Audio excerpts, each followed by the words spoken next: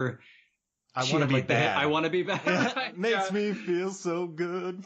Yeah, yeah. So I don't know, like where she segued into quote unquote film, but yeah, I guess that's one way to go. Pop stars do pop up in horror movies a lot, that's for sure. Especially in the like 90s and 2000s. A lot of Mm. them in horror movies.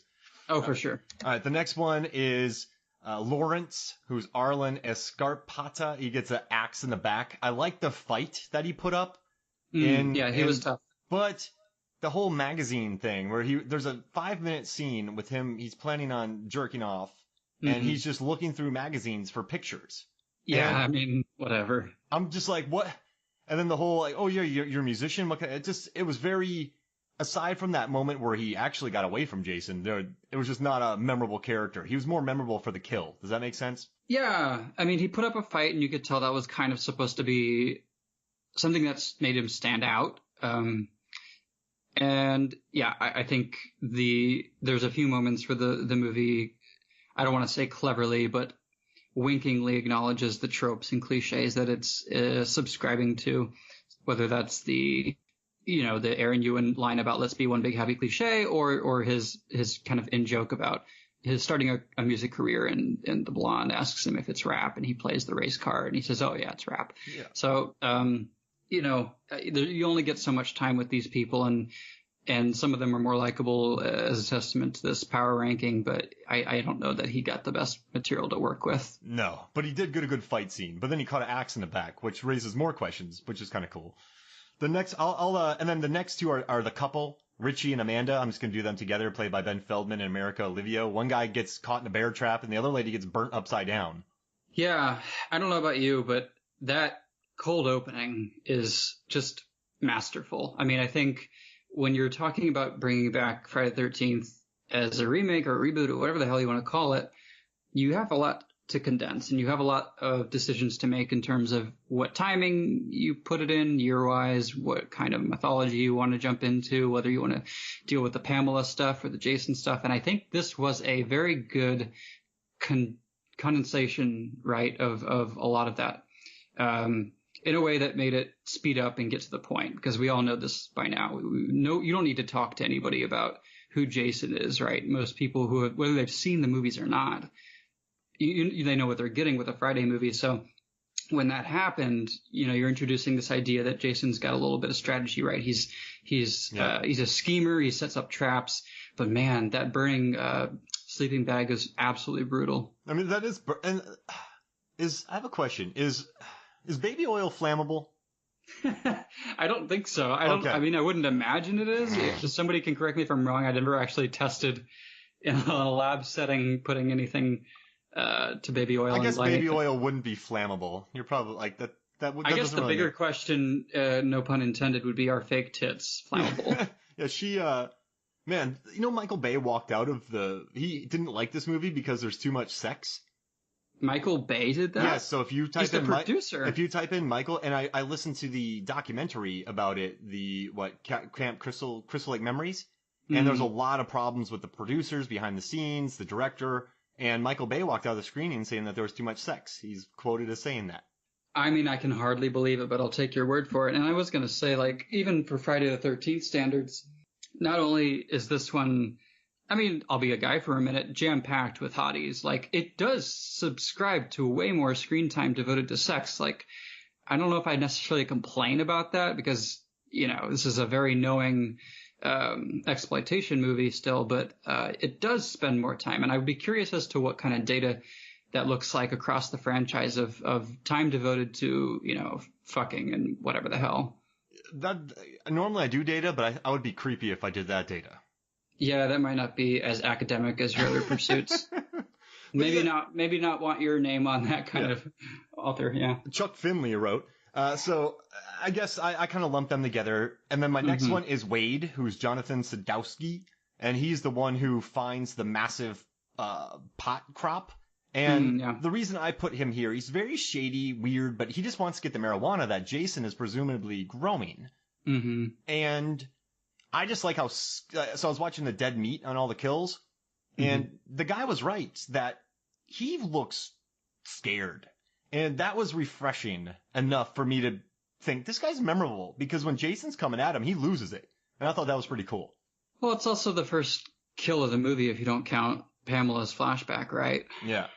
Yeah. No, that is an effective scene because we all know what's coming, but I think framing not just the silhouette of Jason appearing out of nowhere, but his reaction, it does feel somewhat authentic. Is Jason a marijuana farmer? I think whether he knows he is or not does kind of make it so, right? Because it's just it's in such abundance that he'd be silly not to have noticed. I think he gives it to the locals, and then they give him the money, they split it, and then he buys supplies with it, because he's a person who eats. Oh, I don't know about that. My theory was that he grows it and he gives it to the locals and they protect him like that old lady. Oh, and then they sell it to make their own money. Sure, right? But I'm pretty sure Jason's like eating wildlife, squirrels and or people if it came down to it. Like Michael Myers eating rats. Yeah, sure. I mean, Halloween Resurrection, he ate rats. Yeah, I don't like thinking about that part. I even in the original movie is like he ate like parts of a dog, and I think I was more okay with that idea than I was anything else. But yeah, like this movie, I believe Marcus Nispel directed it, who of course did the Texas Chainsaw reboot, which I actually found very good. Might even prefer. I like this one a lot more. I interrupted you, but I fell asleep during the remake of Texas Chainsaw Massacre in the theater. Really? In the theater, wow. I fell asleep. Yeah, I mean, you could see tonal similarities, but I was just thinking, like, yeah, Jason's probably in that same cannibal wheelhouse. All of these remakes by Platinum Dunes look the same. Mm-hmm. I mean, you have, let's see, I wrote them all down here. It's a bit of a bronze David Fincher almost aping, right, in the camera work. There's a lot of soft, sort of old-fashioned tint that I get from it. I call it faux grit. And then, like you said, the old-fashioned tint. So Texas Chainsaw, Unborn, Nightmare on Elm Street, Amityville, Hitcher, they all found ways to make exciting, kind of almost primal-esque movies, glossy and boring. Yeah, that's a good point, because they don't feel authentically grindhouse, right? They're too slick for that.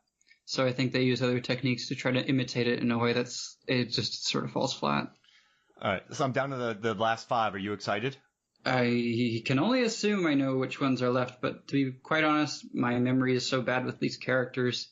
All right, so it's Bree, played by Juliana Gill, and she is actually killed about 4 times in this movie.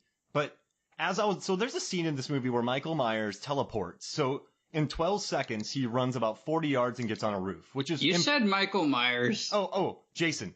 You're expelled. You're excommunicated from this pod. Jason. Oh, all right, guys. This is Movies Film. It's over. Adam's gonna finish this out. Hey, Adam, just text me when you're. Guys, I got you. It's gonna be fine. How amazing would that be if I leave and you just pull a like Frank the Tank from Old School and just black out and drop some of the greatest knowledge ever, and then this becomes our biggest hit? Oh God, no! I couldn't do it. I couldn't go on without you. Okay, but so I'm not gonna. I don't want to get too much into her big scene with Trent. I just want to say, after Lawrence is killed, she has a breakdown that feels way more nuanced than anything this movie deserves. She collapses, is crying, just sort of loses it. And I don't know why, but it was memorable. I just thought, hey, this feels right to me. And so I think I know which one you're talking about, and I actually have a similar thought, but for different reasons. It does feel memorable, although I would concede that whether this is authentically true to life in a mental situation where people are killing each other and your friend is in danger, she reacts in a way that says she's hearing this guy, right, her friend, maybe she's not friends with him, she's hearing somebody innocently butchered, and they're screaming for help, right? Is this the scenario that you're referring to? Yeah. And she says, "Shut up, shut up, shut up." And it's like, okay, I understand you're going through some shit right now, but you have to, like, let's pretend like we care about our friend to the point where if they're screaming in pain and we can't do anything about it, we react in a kinder, more sympathetic way than, "Shut the fuck up, you're dying. I know but I don't want to hear it. That's basically what she's saying. Well, she didn't know him. They all didn't seem to know each other. Okay. And somebody also, who's a stranger and who's also, getting killed. She's a videographer as well, so I like that. Okay. She's going to like Tisch for film school. I loved your reaction there. Yeah. But you're right. She did not. She said "shut up" to a man screaming, dying. But I mean, I get like part of it. She's having a breakdown. Like she's not going to think about that. She just doesn't want to hear somebody screaming and wailing in pain. That I get. But it just seemed to me like incredibly selfish. Didn't she say someone should help him, and then everyone was screaming? She's like, someone should help him, and then everyone said no. So she realized that no one would save him, and she was the one who said we should help him. Everyone says no. Then she realized the situation and just kind of lost it, knowing he would die. I mean, if that's what you want to call nuance, by all means, go for it. She's a hero. All right, so my last, I have 4 left. Donnie, who is the very weird redneck in New Jersey. I mean, I don't know if that's PC anymore, but I think we're both from the South enough to be able to say that with confidence. I guess I apologize if that's a wrong comment, but this character is portrayed as... Oh, classic. Yeah. Classic, Southern good old boy who may not be all right upstairs. So I guess I don't feel too bad saying... Yeah, and I'm from Hudson, Florida in the country, so I don't feel too bad about that. You got 2 rednecks on this pod right now. Yeah, I grew up sort of feral, just riding my bike around, causing trouble, so I mean, I'm all for it. But this guy he just talks to himself. He obviously makes love to a mannequin. He steals pot. Obviously. I just love that it's obvious. Yes, he's from the South. He's not quite right upstairs. Obviously, he makes love to a mannequin. Well, remember how he's talking to it? Oh, I know. I'm aware. There's enough implication there. I'm not suggesting he doesn't. Yeah, so he looks at the mannequin and he goes, "Do you like that bitch? You know you do." And then he talks to himself. Mm-hmm. And then he hears a noise and he goes, "Someone better not be stealing kerosene out there." So that must have happened before. So Jason had been stealing kerosene from him. Right. I think Jason killed him because he found the weed. Because he says, "I have weed for you. Do you want to buy some? I found some primo stuff." And then he dies. So you're thinking that Jason came there for a reason. You don't think that it was just a matter of time before he found him and probably just offed him. But why would he off him? Because he's been working there for a long time. He's like, "Your lucky old man Cratchit didn't hear you, otherwise he would have shot you." I mean, it's a good point. I don't know why fate had them meet beyond, of course, the obvious retrieval of the iconic mask. He had been there for a long time. So he knew where everything was in that place. So he had been there at least 6 months. So Jason knew he was there. I think Jason was just mad that he stole pot. You think Jason's like a stoner underneath all that? Well, I think if people start stealing pot from Jason, everyone's going to start doing it. So it's like the mafia where you steal pot, you're going to get killed. I will give it to you, but if you steal it, you're going to die because I have to prove a point. Right. What kind of stoner do you think Jason is? Man, I'd say Do you think he's like a Hot Topic shopper type, or do you think he's like a Grateful Dead stoner, a surfer stoner maybe? He's like a Gary Oldman from True Romance mixed with War Child from Point Break stoner. Wow, that's actually way more complicated than I expected any profile of Jason as a stoner to be. Because War Child was kind of anarchy. He was in a gang, trouble. And then you have Gary Oldman, who was kind of losing his mind, scarred up, trouble in True Romance. I mean, maybe it's a product of the time that it came out, but I feel like Jason's definitely like a 7-Eleven / Mountain Dew Code Red Monster Energy drink type of stoner. I think so. I mean, that was the time. And what I would hate for Jason to be on drinking Jeff Gordon energy drink and chasing me. It'd be a nightmare.